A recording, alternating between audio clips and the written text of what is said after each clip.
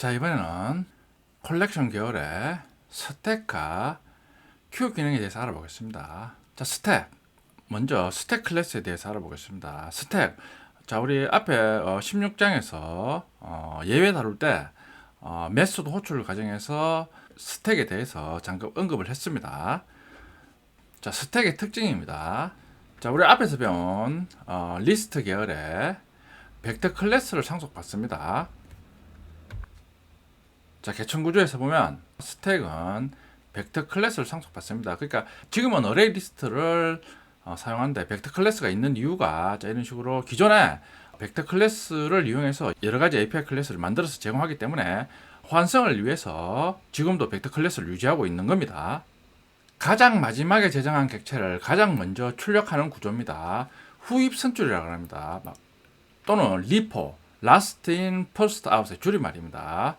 스택 구조가 있습니다. 그 스택 구조는 보면 우리 실생활에서 구조를 비유하면 아랫부분이 막힌, 그러니까 한쪽으로만 저장하고 출력할 수 있는 일종의 상자 또는 항아리, 이 정도로 구조를 생각하시면 됩니다. 저장 인출 시 한쪽으로만 저장합니다. 그러니까 먼저 저장한 데이터가 아래에 쌓입니다. 그리고 인출 시에는 가장 마지막에 저장한 데이터가 가장 먼저 출력되는 구조입니다. 그러니까 후입 선출, 영어 약자로는 리포 구조라고 합니다. 자, 스택 클래스의 여러 가지 메소드들입니다. 보면 EGMT, 스택이 비었는지 판별하는 메소드입니다.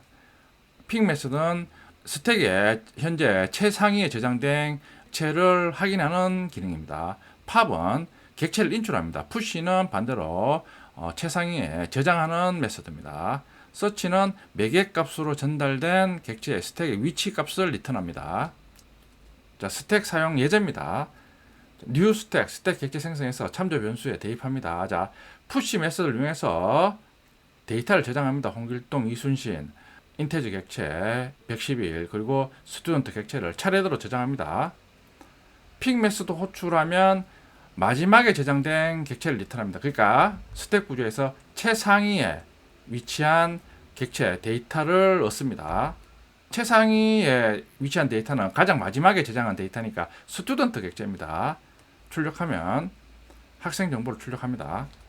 스택 클래스에 toString 메소드 호출하면 스택에 저장된 전체 객체 정보를 얻을 수 있습니다. 보면 가장 먼저 저장한 홍길동부터 출력합니다. 그리고 가장 마지막에 저장한 스튜던트 객체의 학생 정보를 출력합니다. 자, while문 돌면서 스택에 데이터를 차례대로 인출합니다. EGMT 메소드 호출하면서 지금 스택에 데이터가 저장되어 있느냐 체크합니다. 지금 저장되어 있으니까 false입니다. false인데 지금 앞에 부정 비교 연산자가 써 있으니까 최종 조건식은 true입니다. 그러니까 팝 메소드 호출해서 최상위 위치한 스튜던트 객체부터 인출합니다. 그러니까 스택은 리포 구조니까 최상위에 가장 늦게 저장한 객체가 위치합니다. 가장 늦게 저장한 객체는 스튜던트 객체입니다. 학생 정보를 제일 먼저 출력합니다. 차례대로 111, 이순신, 홍길동, 가장 먼저 저장한 홍길동이 가장 늦게 출력이 됩니다. 자, 팝 메소드로 모든 스택 객체를 다 인출했습니다. 자, 스택.toString 메소드 호출하면 자, 이번에는 모두 다 인출했으니까 어떤 객체도 저장하고 있지 않습니다. 비어 있습니다. 자, 스택 한쪽으로만 데이터를 입력하고 출력할 수 있는 자료 저장 구조입니다. 자, 이번에는 Q에 대해서 알아보겠습니다. Q, 자료 구조의 Q 기능을 구현한 클래스입니다. Q의 특징, 선입 선출 구조입니다. 영어로는 first in, first out, 줄여서 FIFO 구조입니다. 자바 실제 Q 기능은 유틸 패키지에 있는 Q 인터페이스를 구현한 링크드 리스트로 구현해서 제공하고 있습니다. 자, 또 개천 구조를 보면 Q 인터페이스가 있는데 Q 인터페이스를 전 시간에 학습한 리스트 계열의 링크드 리스트로 구현해서 실제 Q 기능을 제공합니다. 그러니까 Q는 선입 선출 구조입니다. 그 Q 기능을 자바에서는 링크드 리스트로 구현해서 제공하는데 Q와 같은 자료 구조를 구현하는 방법은 여러 가지 방법이 있을 수 있습니다. 그 Q 기능을 배열로도 구현할 수 있습니다. 그런데 자바는 링크드 리스트로 Q 기능을 제공합니다.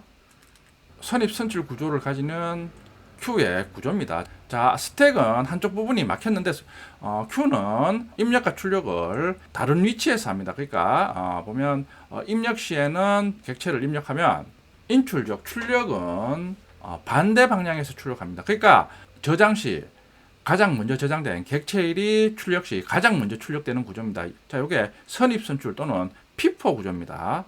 말씀드렸듯이 자바에서는 링크드 리스트로 Q를 구현해서 제공하는데 자료 구조에서는 Q를 꼭 링크드 리스트로 구현하는 법은 없습니다. 그러니까 이런 입출력 구조를 가지는 자료 구조를 통틀어서 Q라고 합니다. 구현하는 방법은 여러 가지가 있을 수 있습니다. Q가 사용되는 경우입니다. 서버에서 사용자들이 이제 요청을 하면 서버가 그 요청을 받아서 처리하는 시스템인데 평소 때는 사용자가 얼마 되지 않으니까 요청하면 바로바로 서버가 받아서 처리하는데 명절 때나 이런 경우에는 한꺼번에 사용자들이 몰리니까 그걸 서버에서 일일이 처리하기에는 너무 부하가 걸립니다. 자, 그럴 때는 먼저 각각 요청을 처리하기 전에 사용자 요청을 먼저 Q에 이런 식으로 저장을 합니다. 자, 요청이 들어오면 차곡차곡 Q에 저장한 후 기존에 처리하던 요청이 다 처리되면 자, Q에서 이런 식으로 하나씩 인출해서 요청을 처리하는 방법으로 Q가 실제 웹 시스템에서 사용됩니다. 자, Q 선입선출을 가지는 자료 구조를 통틀어서 Q라고 합니다.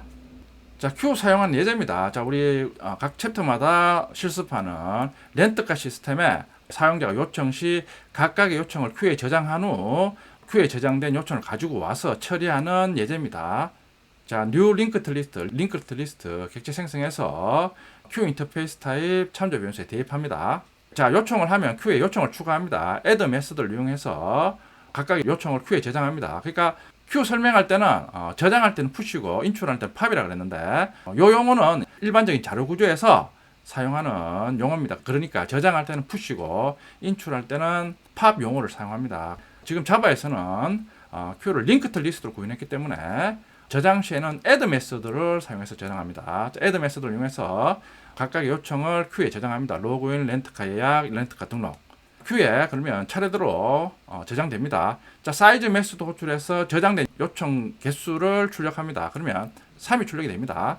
그런 후 Q에서 요청을 인출합니다. 인출 시 사용하는 메소드는 폴 메소드입니다. 자, 폴 메소드 호출하면 Q는 선입선출 구조니까 맨 처음 저장된 로그인을 최초로 가지고 옵니다. 게스트에 로그인이 저장됩니다. 출력하면 로그인이 출력됩니다. 자, 그리고 프린트LN 메소드에 바로 폴 메소드를 호출해서 그 다음에 저장된 요청명을 바로 출력합니다. 렌트카 예약 다음에도 또 폴 메소드를 호출하니까 렌트카 등록 차례대로 요청명을 출력합니다. 그러니까 선입선출 구조를 가집니다. 모든 요청을 다 인출 후 사이즈 메소드 호출하면 0이 출력이 됩니다. 다시 사용자가 요청을 해서 그 요청을 Q에 저장합니다. add 메소드를 이용해서 로그인, 예약 조회, 렌트카 예약, 회원가입 차례대로 Q에 저장합니다. 사이즈 메소드 호출하면 5가 출력이 됩니다. 자, toString 메소드 호출하면 최초로 저장한 로그인부터 요청명을 출력합니다. 맨 마지막에 Q에 저장한 회원가입이 맨 마지막에 출력이 됩니다. 자, 그럼 스택과 Q를 실습해 보겠습니다. 자, 먼저 스택 클래스 실습 예제입니다. 자, 스택 클래스에서 스튜던트 클래스 사용하니까 EX03에 사용한 스튜던트 클래스를 먼저 EX04 패키지 저는 미리 만들었습니다. 만들어서 붙여넣기 합니다. 스택 테스트. 자, 스택 클래스는 java.util 패키지에 위치합니다. 자, new stack, 스택 객체 생성 후 동일 스택 타입 변수에 대입합니다. 자, push 메소드를 이용해서 홍길동, 이순신, 인테저 111, new 스튜던트 객체를 차례대로 저장합니다. 자, 스택은 리퍼 구조입니다. 그러니까 후입 선출입니다. 가장 늦게 저장한 스튜던트 객체를 가장 먼저 출력합니다. 자, pick 메소드 스택 구조에서 최상위 위치한 객체, 즉 가장 마지막에 저장된 객체를 확인하는 용도로 사용하는 메소드입니다. 지금 가장 마지막에 저장된 객체가 지금 스튜던트 객체니까 pick 메소드 호출해서 스튜던트 클래스 타입으로 다운캐스팅 후 같은 타입 참조 변수 S1에 대입합니다. 자, S1을 출력하면 학생 정보를 출력합니다. 픽 메서드는 스택 구조에서 스튜던트 객체를 가지고 오는 게 아니라 확인만 합니다. 그러니까 여전히 지금 스택 클래스에는 스튜던트 객체가 최상위에 존재합니다. 자, 투스트링 메서드 호출하면 여전히 학생 정보를 출력하고 있습니다. 투스트링 메서드 호출하면 가장 먼저 저장한 객체의 데이터부터 차례대로 출력이 됩니다. 자, 그럼 스택이 저장된 실제 데이터를 차례대로 가지고 오는 방법입니다. 팝 메서드를 이용합니다. 지금 while문 돌면서 EJMT 메서드 호출해서 스택에 저장된 객체가 비어있느냐를 체크합니다. 지금 4개의 객체가 저장되어 있으니까 펄스입니다. 펄스에 대해서 앞에 부정연산자가 붙으니까 최종값은 true니까 가지고 올 데이터가 있습니다. 그러니까 while문 돌면서 팝 메서드 호출해서 가장 늦게 저장한 스튜던트 객체부터 먼저 가져와서 프린트LN으로 출력합니다. 자, 실행하면 저장된 순서와 반대 순서로 각각의 객체의 정보를 출력하고 있습니다. 가장 먼저 저장된 홍길동을 가장 늦게 출력하고 가장 늦게 저장된 스튜던트 객체의 정보를 가장 먼저 출력합니다. 팝 메서드는 실제 스택에서 데이터를 인출하니까 while문 종료 후 스택의 투스택 메서드를 호출하면 이제 데이터가 없습니다. 그러니까 실행하면 자, 아무 데이터도 출력하지 않습니다. 자, 스택 한쪽이 막혀 있고 다른 쪽으로만 입출력이 가능한 자료 구조입니다. 자, 이번에는 Q 예제입니다. Q 테스트.